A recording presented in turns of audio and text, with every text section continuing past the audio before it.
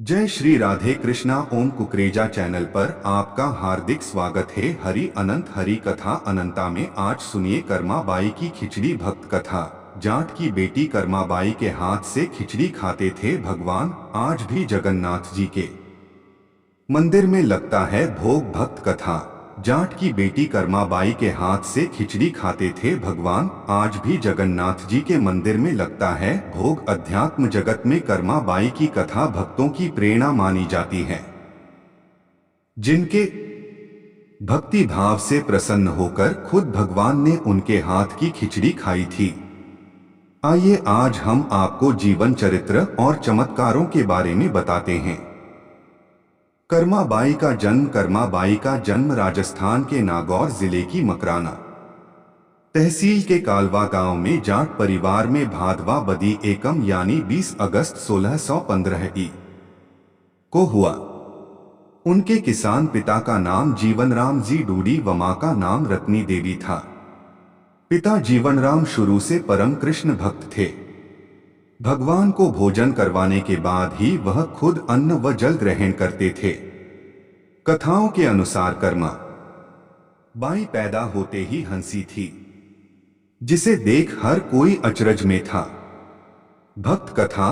भगवान शिव के परम भक्त थे। रावण के दादा ऋषि पुलत्स्य रावण को आजाद कराया। गोवर्धन पर्वत को दिया था श्राप। कर्माबाई का विवाह। कर्माबाई का विवाह नागौर के ही मोरेड़ गांव में सो गोत्र में लिखमा राम के साथ किया गया था। पर शादी के कुछ समय बाद ही वह विधवा हो गई और इसके बाद पूरा जीवन भगवान की भक्ति में बिताया। भक्त कथा। जनाबाई के साथ चक्की पीसते थे भगवान। नदी के घाट पर धोए थे कपड़े जब भगवान ने खाया कर्माबाई का भोग। कर्माबाई जब 13 साल की थी तब कार्तिक पूर्णिमा पर स्नान के लिए पत्नी सहित पुष्कर जाते समय पिता जीवनराम ने उन्हें घर में भगवान के भोग की जिम्मेदारी सौंपी। कहा भगवान को भोग लगाने के बाद ही वह खुद भोजन करें। उनके जाने के अगले दिन ही कर्माबाई ने सुबह स्नान कर बाजरे का खिचड़ा बनाया। उसमें खूब घी डालकर उसने भगवान की मूर्ति के सामने रख दिया। वह बोली कि भगवान आपको जब भी भूख लगे तब भोग लगा लेना, तब तक मैं घर के अन्य काम कर लेती हूँ। इसके बाद वह काम में जुट गई और बीच बीच में थाली देखने आने लगी।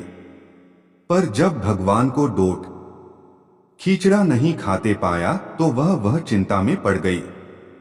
फिर खिचड़ी में घी व मीठा कम होना सोच उसने उसमें घी व गुड़ और मिला दिया। इस बार भगवान के सामने थाली रखकर वह भी वहीं बैठ गई।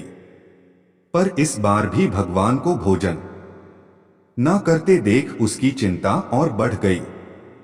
वह कहने लगी कि हे प्रभु आप भोग लगा लीजिए। माम बापू पुष्कर नहाने गए हैं और आपको भोग लगाने की जिम्मेदारी मेरे पास ही है। आपके भोग लगाने के बाद ही मैं खाना खाऊंगी। लेकिन जब भगवान ने फिर भी भोग नहीं लगाया तो वह शिकायत करने लगी कि माम बापू जिमाते हैं तब तो आप भोग लगा लेते हो और आज मैं खिला रही हूं तो नहीं खा रहे हो। खुद भी भूखे बैठे हो और मुझे भी भूखी रखोगे क्या? मनोहर व शिकायत करते पूरा दिन बीत गया। आखिरकार शाम तक जब कर्माबाई ने भी भोजन नहीं किया तो कन्हैया को प्रकट होना ही पड़ा। भगवान बोले कर्मा तुम्हारे पर्दा नहीं करने की वजह से वे भोजन नहीं कर पाए। यह सुनकर कर्मा ने अपनी ओढ़नी की ओढ़कर श्री कृष्ण को खिचड़ी का भोग लगाया, जिसके बाद भगवान ने पूरी खिचड़ी खा ली। इसके बाद तो वह रोज भगवान को भोग लगाती और भगवान भी उसके हाथ का भोजन ग्रहण करते। जब पिता माता ने वापस आकर गुड़ घी व अनाज में कमी पाई तो कारण पूछने पर सरल कर्माबाई ने उन्हें सारी बात कह सुनाई, पर उन्हें उसकी बात का विश्वास नहीं हुआ। अगले दिन परीक्षा के लिए फिर कर्माबाई से भोग लगवाया गया तो भक्त का मान रखने के लिए फिर भगवान खिचड़ी खाने आ गए। इसके बाद तो पूरे गांव में ये बात फैल गई और जल्द ही कर्माबाई जगत में विख्यात हो गई। भगवान जगन्नाथ के लगता है कर्माबाई का भोग। इसके बाद तो कर्माबाई का पूरा जीवन कृष्ण भक्ति में बीता। जीवन के अंतिम दिनों में कर्माबाई भगवान जगन्नाथ की नगरी पुरी चली गई। वहां भी वह रोज भगवान को खिचड़े का ही भोग लगाती थी। उनकी इसी परंपरा की वजह से आज भी भगवान जगन्नाथ को खिचड़े का ही भोग लगाया जाता है।